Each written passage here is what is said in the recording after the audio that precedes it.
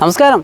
ഞാൻ ഇന്ന് നിൽക്കുന്നതെന്ന് പറയുന്നത് നമ്മുടെ കല്ലട ചന്തയിലാണ് കേട്ടോ. അപ്പോൾ നമ്മുടെ ഈ കല്ലട ചന്തയെന്ന് പറയുന്നത് വളരെ നമ്മുടെ ഈ കിഴക്കേ കല്ലടയിലും പടിഞ്ഞാറേ കല്ലടയിലും അതുപോലെ കരുന്തോട്ടുവ, കൈതക്കോട്, ചിറ്റുമല, കൊടുവിള, മൺട്രോത്തുരുത്ത് അങ്ങനെയൊക്കെയുള്ള ഏരിയയിൽ നിന്നൊക്കെ ആൾക്കാർ പണ്ട് വന്നിരുന്ന വളരെ വലിയൊരു ചന്തയായിരുന്നു നമ്മുടെ ഈ കല്ലട ചന്തയെന്ന് പറയുന്നത്. അപ്പോൾ നമ്മുടെ കല്ലട ചന്തയുടെ ഒരു നവീകരണത്തിൻ്റെ ഭാഗമായിട്ട് കുറച്ച് നാളായിട്ട് ചന്തയൊക്കെ ഇങ്ങനെ അടച്ചിട്ടിരുന്നത്. അപ്പോൾ നമ്മുടെ ചന്തയുടെ പുതിയ ചന്തയുടെ ഉദ്ഘാടനമൊക്കെ കഴിഞ്ഞ് ആ ഒരു ചന്ത ഇതുവരെ പ്രവർത്തനമൊന്നും ആരംഭിച്ചിട്ടില്ല. എന്നാലും നമ്മുടെ ആ ഒരു ചന്തയിലേക്ക് ആൾക്കാർ പണ്ട് മുതലേ വന്നുകൊണ്ടിരുന്നത് നമ്മുടെ ചന്തയിൽ ഒരു കാർഷിക വിപണി ഉണ്ടായിരുന്നു. അപ്പോൾ അത് രാവിലെ 5 മണിക്ക് ആൾക്കാർ ഈ കൊലയും അതുപോലെ തന്നെ കാച്ചിൽ, ചേന, അങ്ങനെ പഴയ കാലത്തെ ആ ഒരു മാങ്ങ, ചക്ക അങ്ങനെയൊക്കെയുള്ള നമ്മുടെ ആ ഒരു കാർഷിക സാധനങ്ങളെല്ലാം കൊണ്ടുവന്ന് വിൽക്കുന്ന ഒരു ചന്ത നമ്മുടെ കല്ലട ചന്തയിലുണ്ടായിരുന്നു. അപ്പം അതിന് വേണ്ടിയിട്ടായിരുന്നു ആൾക്കാർ നമ്മുടെ കല്ലട ചന്തയിലേക്ക് വരികയും സാധനങ്ങളൊക്കെ ഇവിടെ കൊണ്ടുവന്ന് വിൽക്കുകയും ഇവിടുന്ന് അവർക്ക് വേണ്ടുന്ന സാധനങ്ങളൊക്കെ ഈ ഒരു ചന്തയിലെ ആ ഒരു മാർക്കറ്റിൽ നിന്ന് വാങ്ങിച്ചുകൊണ്ട് പോവുകയൊക്കെ ചെയ്തുകൊണ്ടിരുന്ന ഒരു കാലം നമ്മുടെ ഈ ഒരു കല്ലട ചന്തയ്ക്കുണ്ടായിരുന്നു.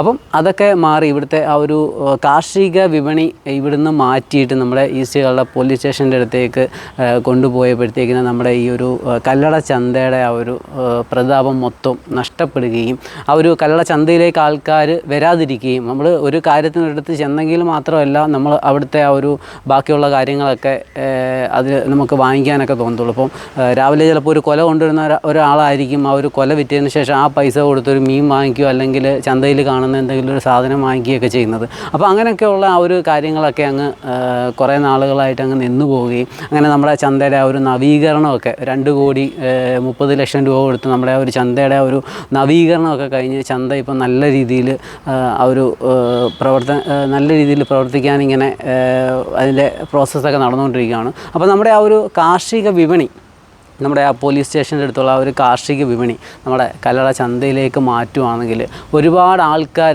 നമ്മുടെ ആ ഒരു കല്ലട ചന്തയിൽ വരികയും ആ ഒരു കല്ലട ചന്തയുടെ ആ ഒരു പഴയ പ്രതാപം നമുക്ക് വീണ്ടെടുക്കാനും ഒക്കെ സാധിക്കും. അപ്പം ഞാൻ ഈ കല്ലടയിൽ മാർക്കറ്റിൽ കച്ചവടം നടത്തുന്ന ഒരു വ്യാപാരിയാണ്.